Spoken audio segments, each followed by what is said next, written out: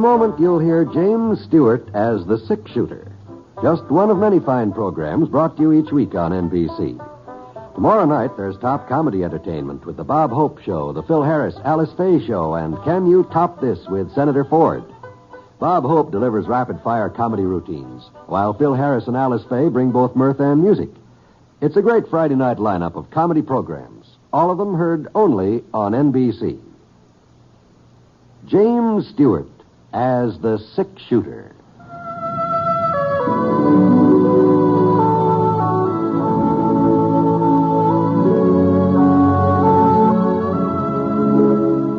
The man in the saddle is angular and long-legged.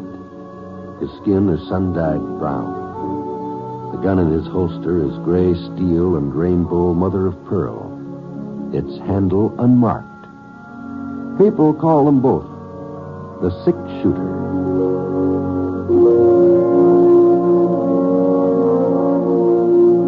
The NBC Radio Network presents James Stewart as the six-shooter, a transcribed series of radio dramas based on the life of Britt Ponset, the Texas plainsman who wandered through the Western Territories, leaving behind a trail of still-remembered legends.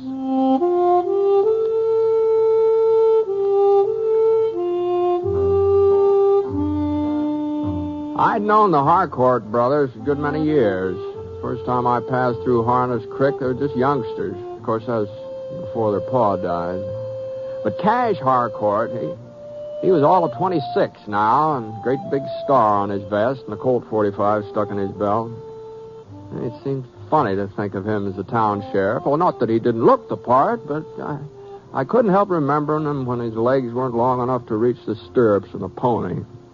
Lex Harcourt, he wasn't quite so grown up. He must be about 20 or so. Now, he sure tried to appear older, though. A great big mustache sprawling across his upper lip and a kind of a swagger when he walked. But in spite of all his trying to be old and everything, he was still Cash Harcourt's kid brother, and everybody knew it. Well, anyway, the reason I came into Harness Creek was I was going to sign up for the Silver Spur cattle drive down in New Mexico. Only trouble was I hit town a week or so early. Silver Spur outfit is still out in the range. So while I was waiting, I stopped off with the Harcourt boys and their aunt, Mrs. Petrie. She kept house for them. There now. More fritters, Britt? Oh, no. Thanks, Miss Petrie. I've had my share. You, Cash? I'm full up too, Aunt Bess. No need to ask you, Lex. There you are. That's the last of them. Well, now, Aunt Bess, you know the only reason I take seconds is so you won't have to throw the food away. Seconds? Seems to me that's about his fourth helping the fritters, ain't it, Britt? Yeah, well, I don't know, Cash. I'm not for certain. I sort of lost count after the third time he stuck that plate out. Big growing boy like him. I guess he's bound to stow away a lot of grub. Well, now, I wouldn't josh about my growing so much if I was you, Cash. Just give me another inch or so, and I'll be ready to trim you down to size. No, hush, both of you. Britt here will think you two are serious. Oh, don't worry about that, Miss Petrie. They've been talking about fighting each other for the last 10 years, but whenever there's a real scrap, somehow the Harcourt brothers usually manage to wind up on the same side. Well, I wouldn't count on that, Britt. You know, Lex has been getting pretty feisty late here. I may have to take him down a peg or two. Yeah? Well, now, let me tell you that there's just one thing that's kept me from cleaning your plow long before this. Oh? The minute I was to start something, like as not, you'd throw me in jail. No, I guess I'd have to, wouldn't I? For your own safety. Well, if I was ever to slug you back, you just might not be around afterwards. Tell about it. Well, now, if that's you what just stop this foolishness. Get out of my kitchen, all three of you. Okay, Aunt Bess. The idea of brothers talking like that. Well, go along now. Go along, or I'll show you who's the real boss of this family. You know, Britt, I wouldn't be surprised if you could. I don't doubt it for a minute, Kate. Not for a minute. And you too, Lex. There ain't another mouthful of food left to eat. All right, Aunt Bess. All right. I'd be real pleased to help you with those dishes, Miss Petrie. Oh, you think I want some man breaking up my fancy china? No, thank you. You just wait there in the sitting room with the boys, and I'll join you just as soon as I give these things a lick and a promise. Your aunt sure is a fine woman, Kay. Yeah. I don't know what we'd do without her, Britt. Lex don't even remember our Ma. And, well, I just sort of recollect her real faint-like. It was Aunt Bess who brung us up to all intents and purposes. Yeah. Well, sit down, Brett. You sit down. Yeah, thanks. Well, what are you so fidgety for, Lex? If you're going calling on Hannah Joseph again tonight, no cause to act sheepish about it. I ain't going calling. Cash. Yeah? Well, Britt and me was talking this afternoon, and he says, well, he thinks that maybe I can sign up for the Silver Spur Drive. Is that so? Well, now it stands to reason. They'll probably be needing all the extra hands they can get. Hey, ain't that how you figured, Britt? Yeah, it usually works out that way. Yeah, well, you ain't going on no cattle drive, Lex, so just get that idea out of your head. I don't see why not. Because I said so, that's why. Look, you may be the sheriff, but you ain't my boss. Cash, I'm not... Lex, look, you ain't got the foggiest notion of what a cattle drive means. You wouldn't last more than a week. Maybe I wouldn't. And maybe I would. And it ain't gonna do me no harm to try. Well, I said forget it. You're so anxious to get a job. There's work around here in town. Plenty of work. I'll speak to Mr. Crawford. I ain't interested in a store job. No, you ain't interested in anything you're fit for. I made up my mind, Cash. I'm signing on with the Silver Spur if they'll have me. Yeah, well, you just better start on making that mind of yours. You're staying right here. Where you can keep an eye on me? Yeah, that's right. Where I can keep an eye on you. You know, someday you and me are really gonna tangle. And this might just be the day. All right, Lex, that's how you want it? Oh, now, hold on now. Wait a minute here. Now, don't worry, Brett. I whipped him before lots of times. He isn't likely to ask for it again. Are you, Lex? Well?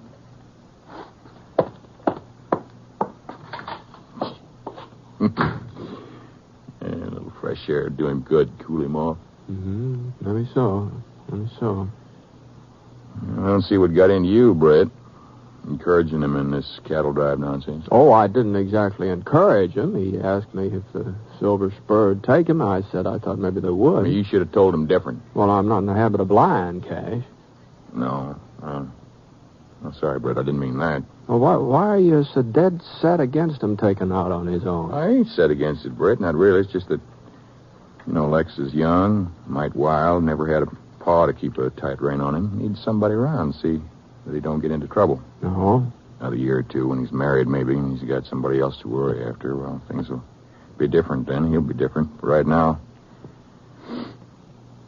You think I'm riding him too hard, Brett? Well, he's your brother. You'd be the best judge of that. Yeah. Oh. It's getting kind of late, ain't it? You must be pretty tired after that ride today. Yeah, well, I sure wouldn't object to a little sleep, I'll tell you that much. Well, come on. I'll show you where you bed down.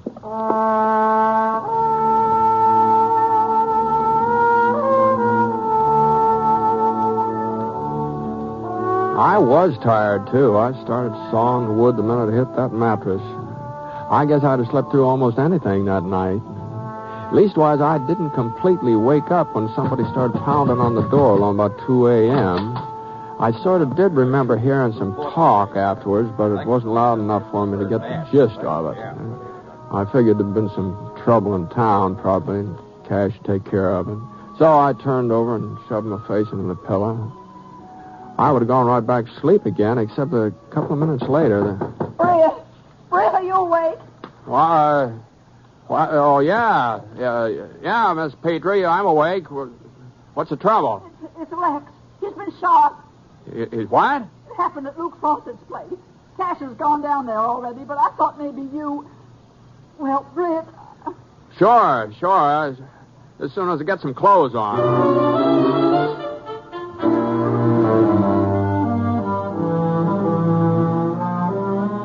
As I came around the corner, I saw a little crowd in front of Fawcett's gambling hall. 5 or 6 men standing together, not saying anything, just waiting. I started to push through them, but before I could get to the door, Cash Harcourt came outside. His jaw was set and his hat's pulled down tight. Eyes were staring straight ahead, but he wasn't looking at anybody. Marched right past me without even noticing where I was. How is he, Cash? Oh, Brett. How is he? Lex is dead. Oh. He was dead when I got here. Oh, I'm sorry, Cash. Yeah. You know who did it? Adam Roby. That's what the boys say. It was Roby, all right. Sure did. Yeah. Well, I ain't got no more time to waste here. So long, Britt. Oh, you're going after him, huh? What do you think? Well, I just thought if you wanted some company, I guess I could go. I'll handle this alone, Britt. Sure. All right, Cash. Whatever you say. I'll tell you one thing, Britt. I wouldn't like to be in Roby's shoes when they meet up. Oh, sure, not me. Well, you fellas see the whole thing? Yeah, well, I was standing right there in the gambling hall when it happened. They was playing cards together, and Adam had been winning, and Lex had been drinking. If you ask me, Lex was just plain... Yeah? Nothing, Mr. Ponset. Nothing. No, go on. What are you going to say? I guess Sheriff Harcourt wouldn't appreciate my opinion, and besides, it's late. I've got to be getting home. Yeah, I think I'll be going along. Yeah, so long.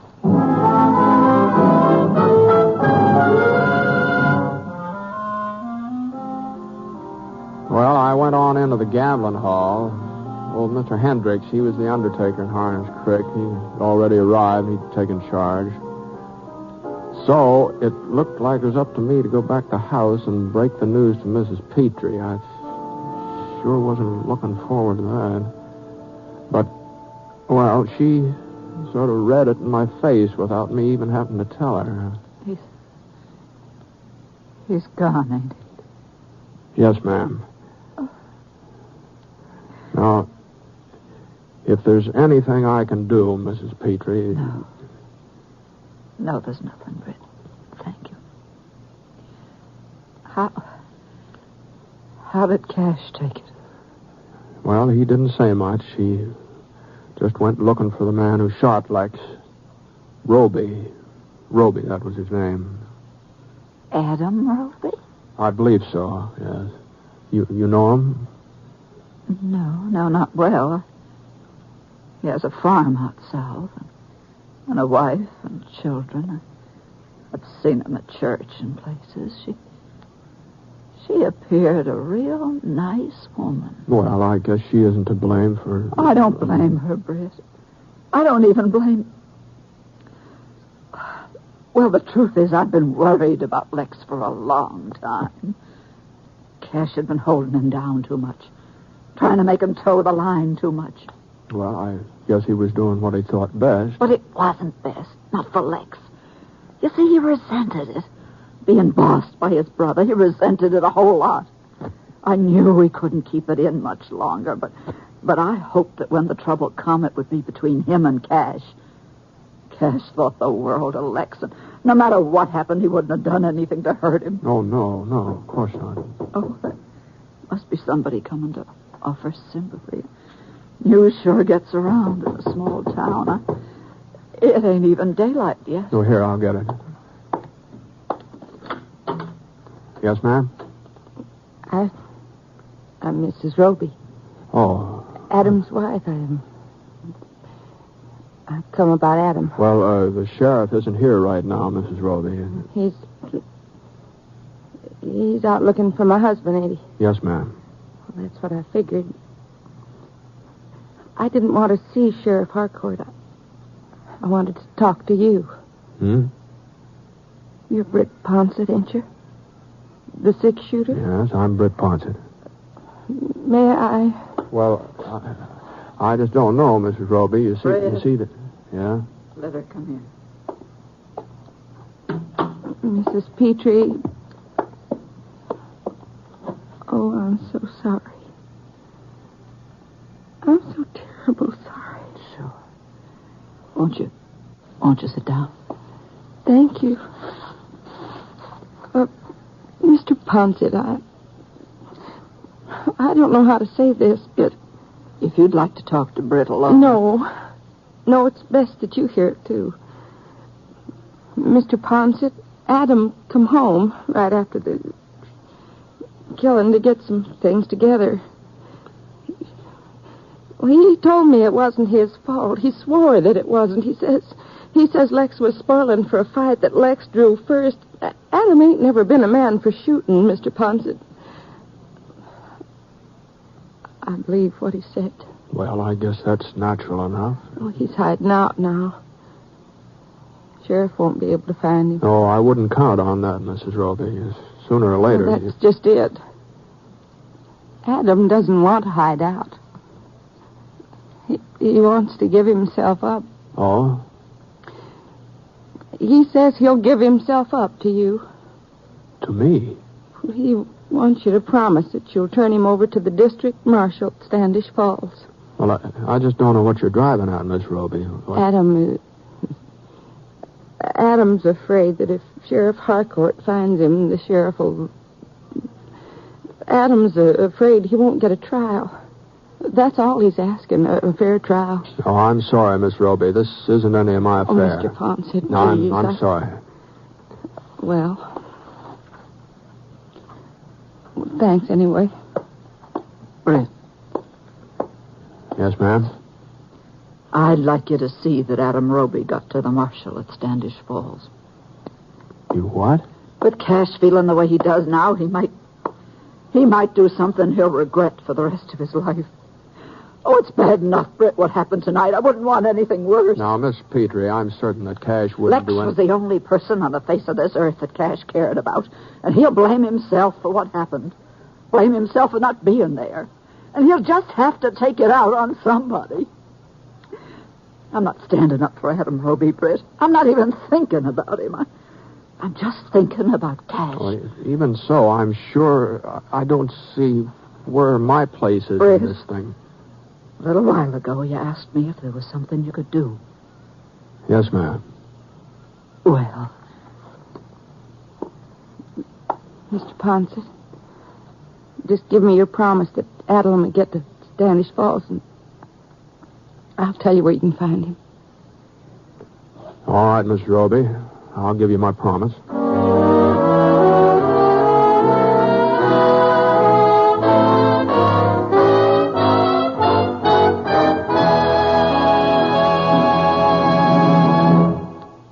We'll return to James Stewart as the six-shooter in just a moment. But first, well, I just want to say thanks to you, our listeners, for the many kind letters you write to us each week. It kind of makes us, all of us, feel that our efforts in bringing you the six-shooter are genuinely appreciated, and we're grateful. Thanks. And now, Act 2 of the story called Revenge at Harness Creek.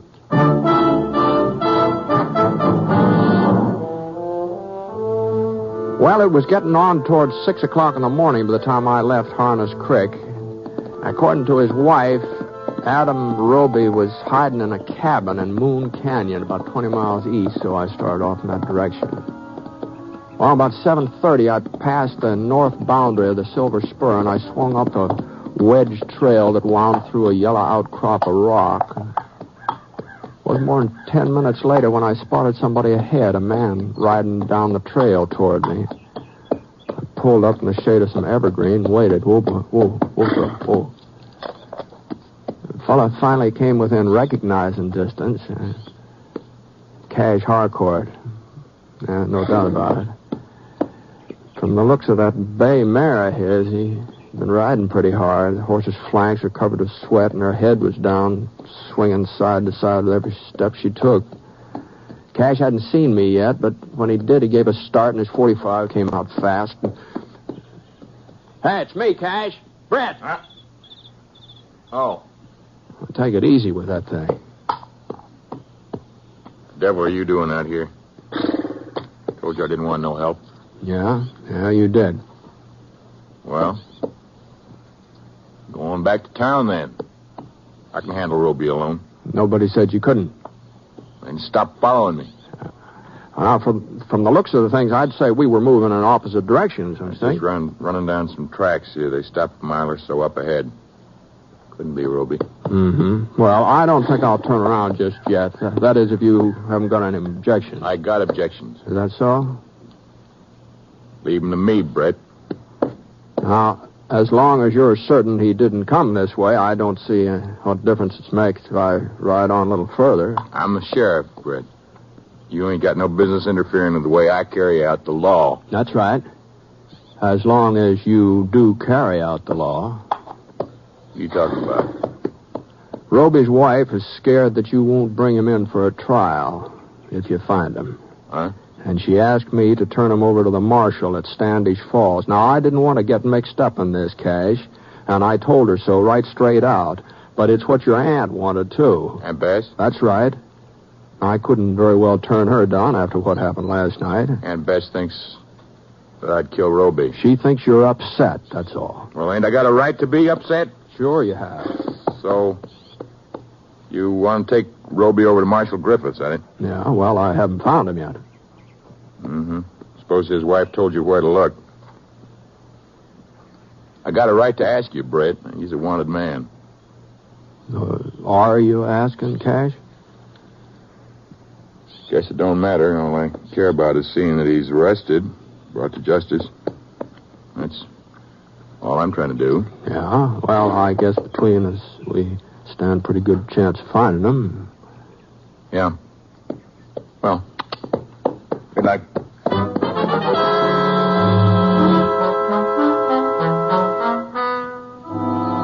I watched Cash over my shoulder until he was out of sight, and then I started off again. Let's go, boy. Come on. Come on. Come on.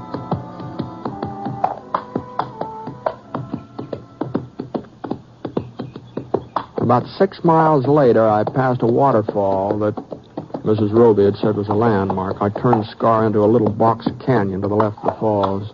A couple of miles further, I came to the shack. Whoa, whoa, Scar, whoa, whoa. Well, it was easy enough to see how Cash had missed it. Unless you knew there was a cabin in the canyon, it didn't stand a chance of finding it.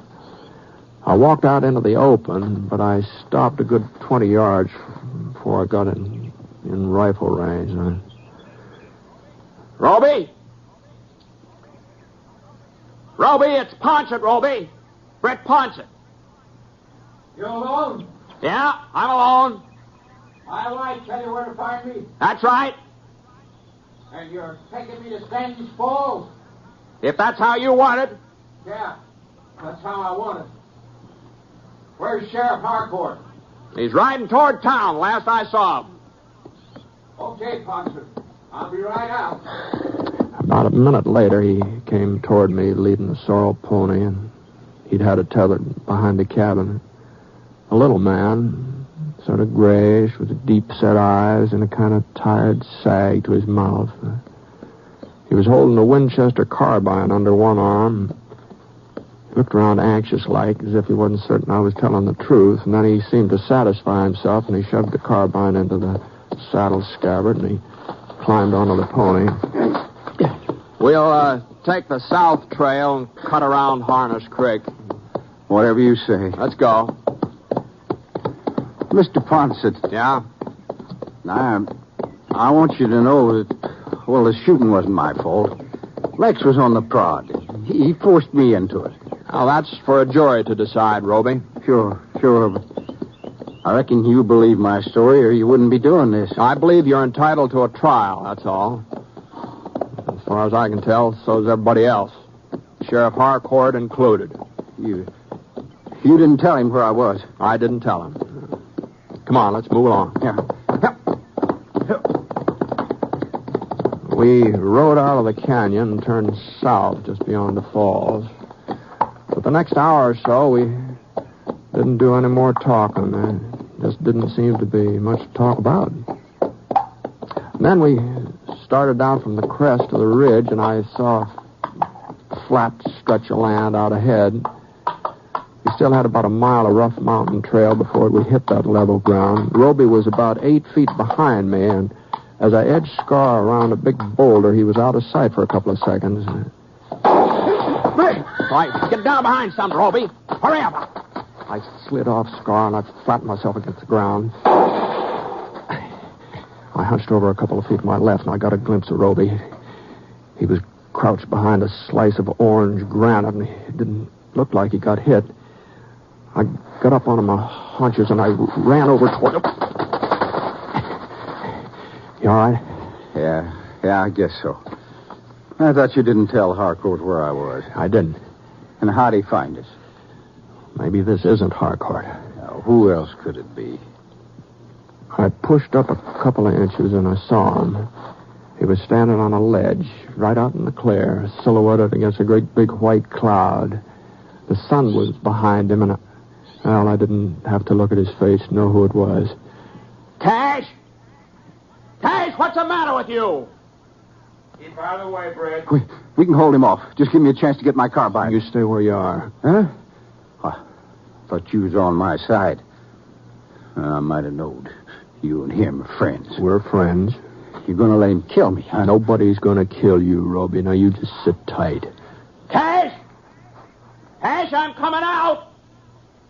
This ain't your affair, Britt. I told you that. It's my affair now. But I'm not using my gun, so if you're set on killing somebody, here's your chance. I ain't got no grudge with you. It's Roby I'm after. That's why I followed you. That's why I've been waiting here. If you're after him, you're after me. I gave my word he'd get to Standish Falls. Britt, you're forcing me to shoot you down. That's right. That's just what I'm doing. Ought to be a pretty easy target, Cash. Come on. What are you waiting for? Think I'm afraid, don't you? You ought to be. Man ought to be afraid to kill another man. Well, I ain't. You're not afraid to kill Roby because you feel you're justified. How about me? How about me? You ready to kill me?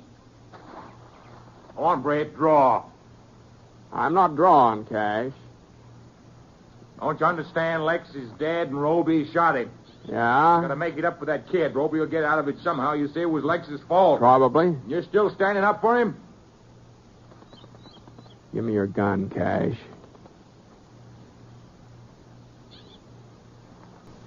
Why can't I kill you, Britt? Give me your gun. I want to pull the trigger, but I can't. Why? I don't know. I don't know, but I was pretty sure you wouldn't.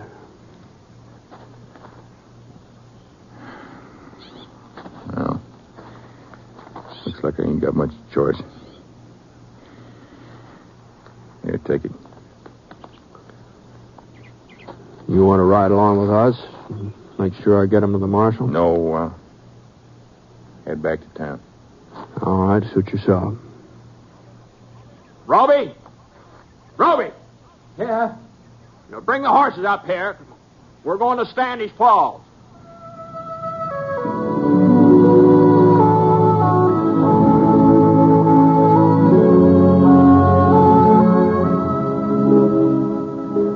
Well, by the time I got back from turning Roby over to the marshal, the Silver Spur Ranch was all ready to start driving its herd north. I moved out with him, so I wasn't around for the trial. I haven't heard how it came out, but I suppose one of these days the news will catch up with me.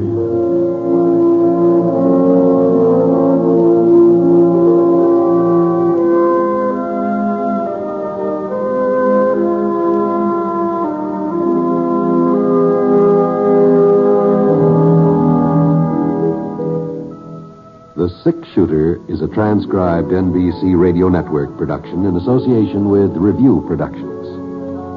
It is based on a character created by Frank Burt and is written by him. Mr. Stewart may currently be seen in the Universal International picture The Glenn Miller Story.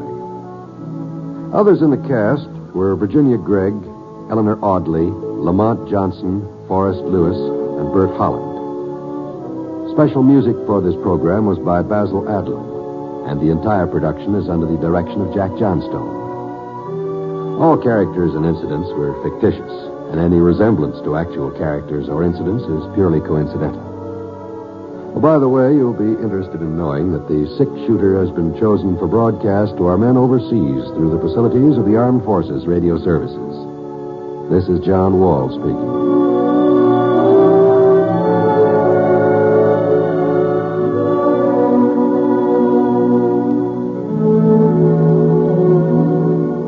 Jason and the Golden Fleece tonight on the NBC Radio Network.